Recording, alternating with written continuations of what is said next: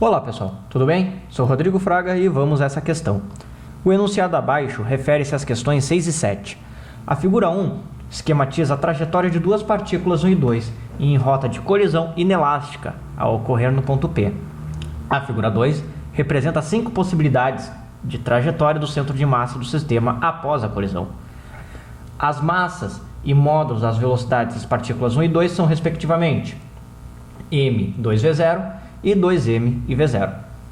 Na figura 2, número 6, a trajetória que melhor descreve o movimento final é a de número...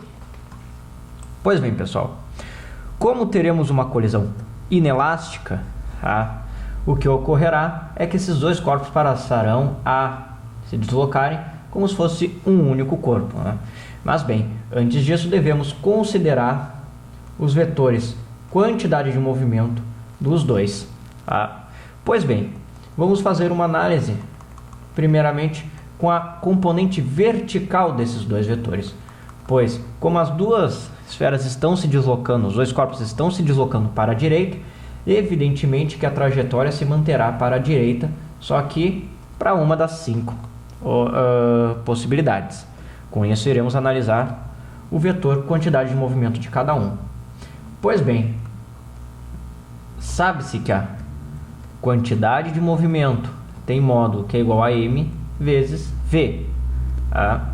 E que, neste caso, teremos um certo vetor aqui. Mas, primeiramente, para o corpo 1, a quantidade de movimento será igual a m vezes 2v, que é a informação que consta, v0, que é a informação que consta na questão, ou seja, a quantidade de movimento do corpo 1, 2m v0.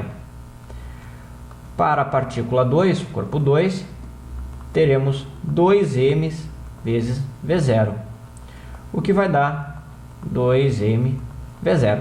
Então percebe-se que tanto o corpo 1 quanto o corpo 2 têm quantidades de movimentos iguais em módulo, diferenciando apenas na direção, certo? Pois bem, fazendo então a decomposição do vetor quantidade de movimento, vamos pegar apenas o vetor, a componente vertical. Sabendo que aqui temos um ângulo θ, a componente vertical, que chamarei de que y, terá módulo igual a Q vezes seno do ângulo θ. Para o corpo 2, valerá a mesma relação. E bem, como o módulo é o mesmo, os dois terão os mesmos. Então, o que acontece? A componente vertical, que é y, do corpo 1, vai ser igual à componente y do corpo 2. Os dois terão a mesma, em módulo, quantidade de movimento na direção vertical. Então, ao os dois se colidirem, essas duas componentes irão se anular, fazendo com que eu tenha uma única direção na horizontal para o movimento após a colisão. Então, a número 6 vai corresponder à trajetória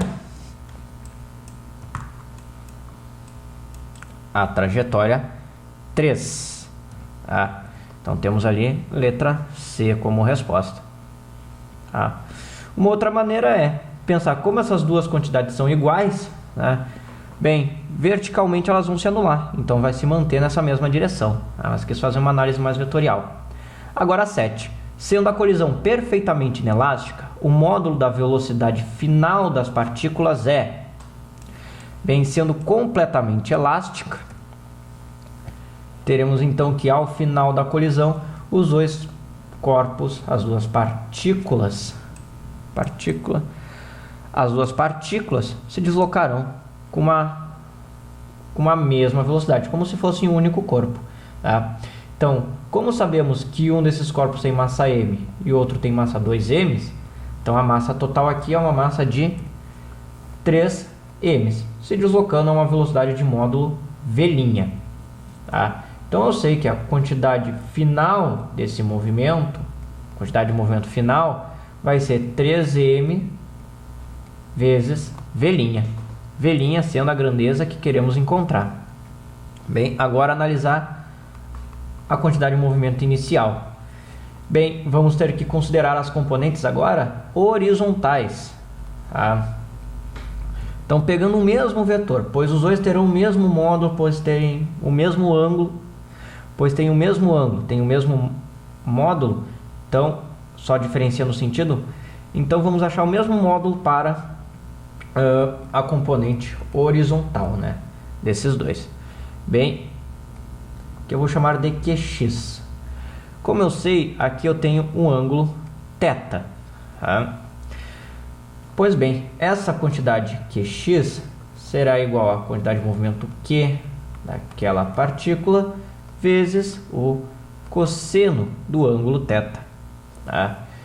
E bem, sabemos que a quantidade QX de uma das partículas será 2mv0, como é a componente vertical, a horizontal, cosseno do ângulo θ.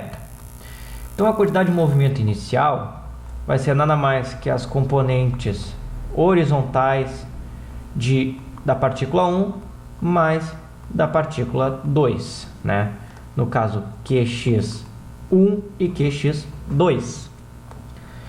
Que, sendo iguais, teremos o seguinte: 2mv0 cosseno de θ mais 2mv0 cosseno de θ. Tendo então a quantidade de movimento inicial igual a 4mv0 cosseno de θ. Consideramos apenas a componente horizontal, pois vimos na questão anterior que as componentes verticais se anulam, né, por terem sentidos opostos. Mas como as componentes horizontais têm o mesmo sentido, elas irão se somar aqui. Então, bem, agora vamos trabalhar com a ideia da conservação da quantidade de movimento, onde a quantidade de movimento final deve ser igual à quantidade de movimento inicial. Ou seja, igualaremos essas duas expressões, né? Ou seja, 3mv' tem que ser igual a 4mv0 cosseno do ângulo θ. Dando então para cortar m dos dois lados, e 3 que está multiplicando, podemos passar para o outro lado, efetuando uma divisão. Tendo então que v', que é a velocidade final, que é o que a questão está solicitando, sendo 4/3 de mv0 cosseno de θ. Encontramos aqui a expressão que corresponde à alternativa de letra E para número 7. Então ficamos com 6 letra C e 7 letra E. Certo, pessoal? Bem, espero que eu tenha ajudado vocês. Quaisquer dúvidas, postem nos comentários ou mandem para o e-mail abaixo, certo? Desejo a vocês bons estudos e até a próxima!